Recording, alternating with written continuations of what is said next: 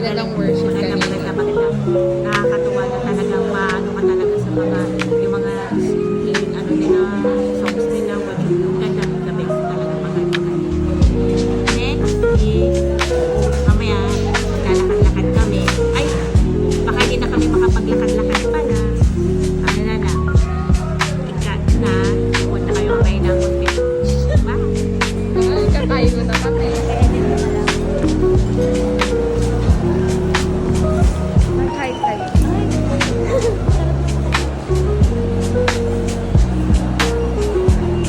Pinapay. Hi, palabas na kami. Lalabas na kami.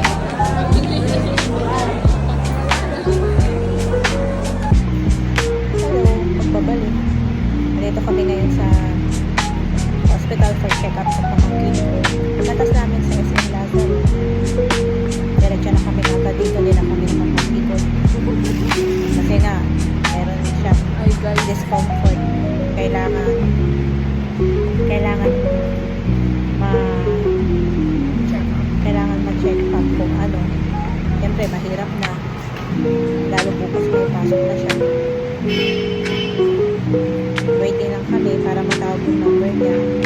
Tapos after nito, syempre bibili kami ng gamot kung ano i-reseta sa kanya, ganun talaga. Tapos, uwi na kami. Bye! See you later! Hello! Hello guys! Ano na, gabi na dito. Kakain na kami ng dinner. Ito na yung ganap sa araw na to. Kakain muna ng dinner. Tapos na yung check-up niya. Kaso nga lang bukas, kailangan pa magpa-ultrasound. Kain tayo guys. Ang ulam namin is gatang kalabasa with sitaw. Perfect yan. Masarap yan gulay. Maggulay-gulay tayo. Healthy living tayo. Kakain na kami ng maaga. Anong oras dito? Anong oras?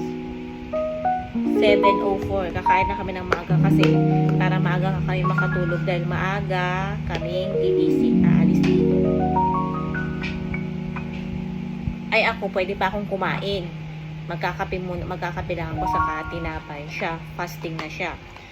So, ang gagawin ko na lang, magsasaing na lang, tapos pagbalik namin, ang iluluto ko na lang na pagkain na yung pag-uwi. Adobong manok. Kasi gusto niya rin daw. Yan na muna guys. Kain tayo. Kain. Bye!